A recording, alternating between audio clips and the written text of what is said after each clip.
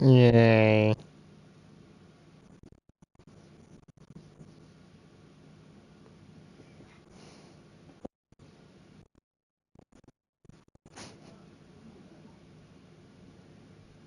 The world's most dangerous computer viruses.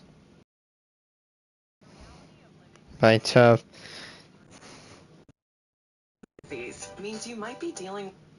If you were anything like me when you were younger, then you probably Minecraft.exe on sketchy websites only to end up infecting your computer with very different viruses. All we were trying to do was play some free Minecraft, and instead our Chrome homepage got changed to Bing. Who uses Bing? Anyway, there are way worse viruses out there, which I would like to talk about in today's video. Welcome to the most dangerous viruses on the internet.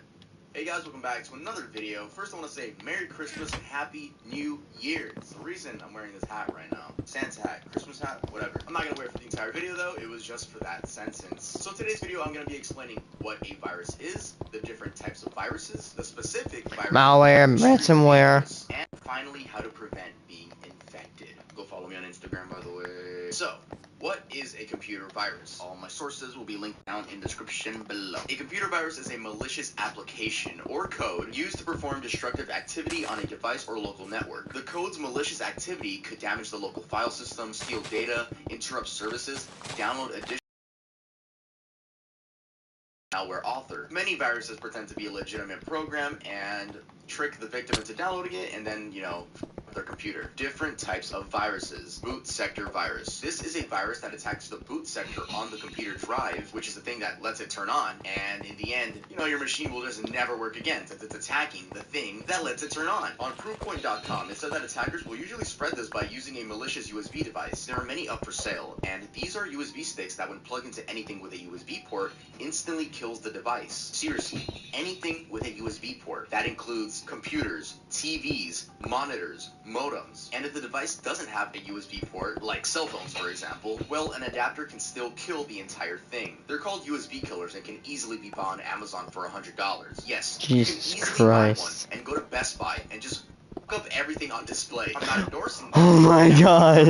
Or you could go to someone's house and completely sabotage the project that they're working on. All you gotta do is just plug the USB into the USB port. But again, not only do boot sector viruses come through a physical USB port, you can also download them. Okay, looking back, I don't think because all it's doing is sending a power shock to the USB port, but I still wanted to leave it in the video because it's such a cool gadget that I think, it's really fun. Well, not if you can do anything illegal with it, but yeah, you guys still get the idea of a boot sector virus. Basically, it's a virus that kills your computer. That's it. So be careful on the internet. I mean, this whole video is just a promo for being safe. Shit, now I want one. Very interesting when we get to the actual viruses and what they did to people and okay, you guys stick around, just stick around, okay? Browser. God, now I'm interested. Boot virus. Or a computer bricker. It redirects you to malicious sites. You ever download something and then your homepage changes from Google to Bing, like I said in the intro, or MSN? You guys remember MSN? Usually these viruses are used to steal data or make money for the attacker. Direct action virus. So this is when a virus is attached to a specific file on your computer, but doesn't take action until you click on that program, or that file, I should say. Pretty self-explanatory. It remains dormant until you take action on it, or sometimes they do have a time limit, like a ticking time bomb. File malicious code into critical files that run the operating system or important programs. When the system boots or the program runs, the virus is activated. For example, let's say Grandpa is watching naughty videos on the internet and decides to download a collection of material. Then when he turns on his PC the next day, well, what do you know? There's a paywall to access his own computer. I would say he kind of deserved it at that point. Oh my god, Bitcoin. Remote administration tool. This is when the malicious entity tricks the victim into giving them full access to their computer. By that I mean administrative control. So the person on the other end can easily just control your computer. That's a setting you could just set up. All right, guys, hold up. I have to turn off my incense. It smells smoky in here. Yeah, guys, I have incense in my room now. That's right. Hitting 400,000 subscribers changed me for the worse. By the way, make sure you go to Discord. We're going to be doing a Discord dating show only for 18-year-olds, all right? Y'all minors, stay away from me. I don't like y'all.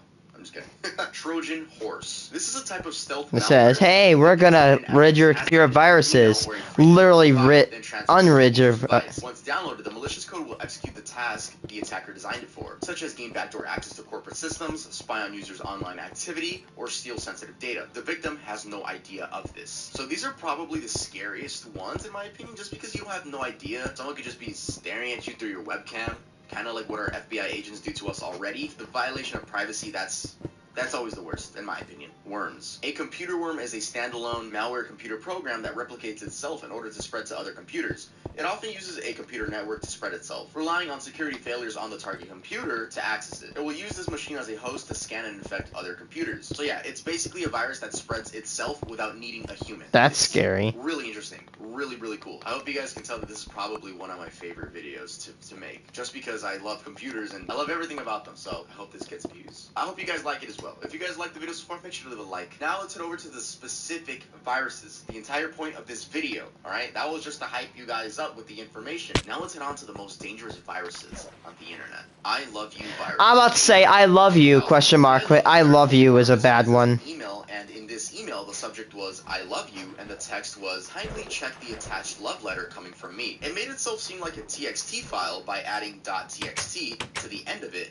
but in reality was just a virtual basic script that would go into your computer and collect all of your passwords. Not only this, but the virus would send itself out to others by itself. That's scary. But how many people do you think it sent itself out to? Do you think it was the first 50 people on your contact list? Maybe the first 100? Maybe the first 200? No. It was your entire contact list. So when people would download this attachment, it would corrupt files on their computer, collect their passwords, and that's destructive. It would send itself out to everyone on your contact list. You can see how this spread incredibly quickly, right? The creators use the most vulnerable part of computers, but not only that, they use the most vulnerable part of humans, which is our emotions. Imagine all the people that finally thought someone was confessing their love to them, just to end up breaking their computer. Speaking of the creators, the virus originated in the Philippines and was created by Onel de Guzman and Rionel Ramones. These guys were investigated by the FBI, but due to the non-existence of anti-malware laws at the time, all charges were dropped. Fun fact, since it was a script, all people would have to do is right-click, edit, and then change the script to whatever they wanted, and a lot of malicious programmers really took advantage of this and changed the script a certain way so that whenever this was sent out to people, it would break their computers. This caused an estimated $20 billion in damage. The I Love You virus has been declared one of the most catastrophic computer viruses ever developed. Whew. Black Shades. May of 2014. Black Shades is a very interesting one on the list because this was a rap. Remember that one computer breach that happened where a bunch of celebrities were breached and Elon Musk Twitter account hijacked?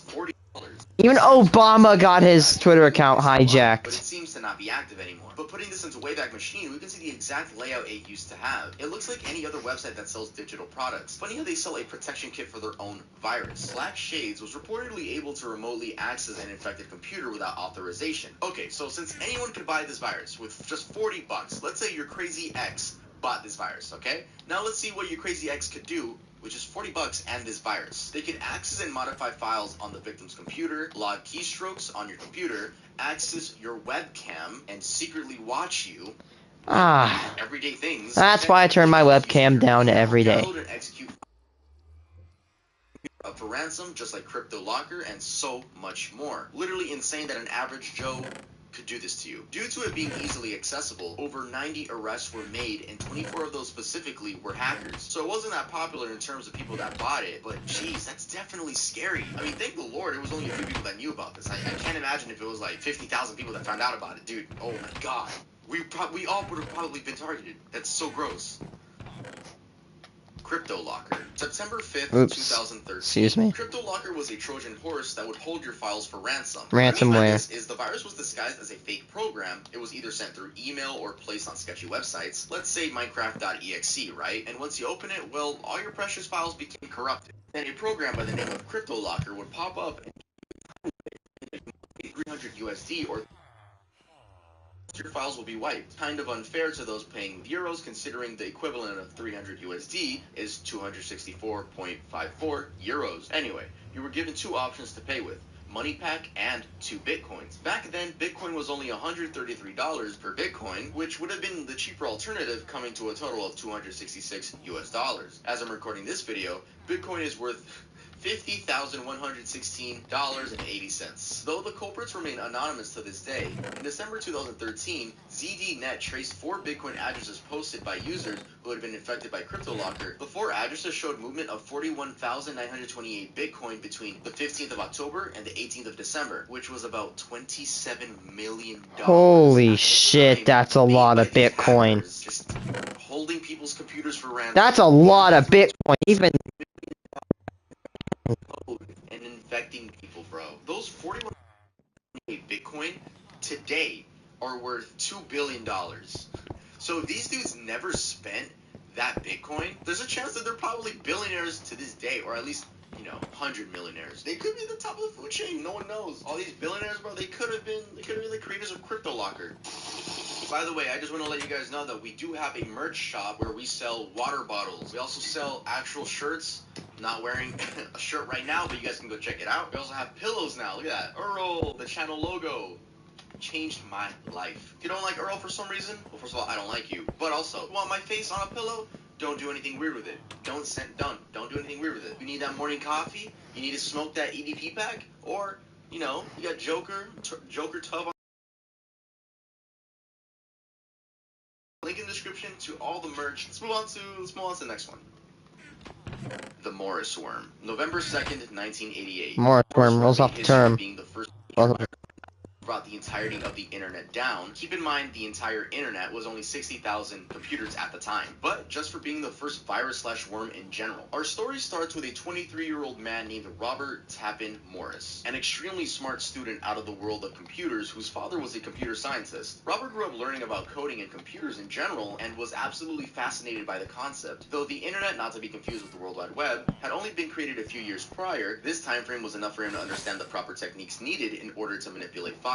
All Robert was trying to do was create a program/script that would infect all computers and then report back to him with statistics. He basically was trying to get a map of existing computers. But he ended up creating the internet's first worm that ended up taking the internet down as a whole. Let me explain. You see, when writing this code, Robert messed up on one valuable thing: the ratio. Nope, not that type of ratio. But he wanted to make the user worm, so to bypass this, he made sure that there was a 1 in 7 chance that the worm would be transferred again to the same computer. I was a bit confused when reading this, so I'm gonna explain it in the tough way. The most simple way I could say it, alright? All of these computers were getting infected, right? And they were all trying to infect each other rapidly, even if they were already infected. They were just like... So sending packets and then making an overload. Whenever they came in contact with each other, there was a 1 in 7 chance that they would get the program again. And it was going on so fast that 1 in 7 chance was like nothing. So if the ratio was a lot smaller, let's say 1 in 1,500, then there's a chance these computers could have survived. But since they kept re-downloading the program, re-downloading all these computers, right? Then eventually their memories filled up and they were unusable. He broke all computers. And this was spreading like wildfire. Within 24 hours, an estimated 6,000 of the approximate 60,000 computers that were then connected to the internet had been hit. Vital military and university functions slowed to a crawl. Emails were delayed for days. The network community labored to figure out how the worm worked and how to remove it. Some institutions wiped their systems, others disconnected their computers from the network for as long as a week. The exact damages were difficult to quantify, but estimates started at $100,000 and soared into the millions. So let me explain to you guys what it means when viruses cause, money damage, right? I was like, how did it cause that much? Like, what happened? Is it just the value of all the computers that were broken? No, it's actually just the time lost. So, right, if businesses are hit with this computer viruses, that shuts them down, right? So the business shuts down for a week, right? It's the money that they lost during that week. So it's an estimate. It's also, all right, I get it. So the question now is, how was Robert even caught? Well, Robert felt guilt seeing the chaos that he had caused, so he called up a friend and he was like, yo, can you call the New York Times and tell them that you know the creator and that the creator meant no harm? And his friend was like, yeah, I'll do that for you. So our RTM, so he said RTM in the phone call, right? And the FBI eventually found him and he received a fine. Bro, imagine getting accidentally snitched on by... Robert ended up serving probation and was ordered to complete 400 hours of community service. He did not go to prison. In other words,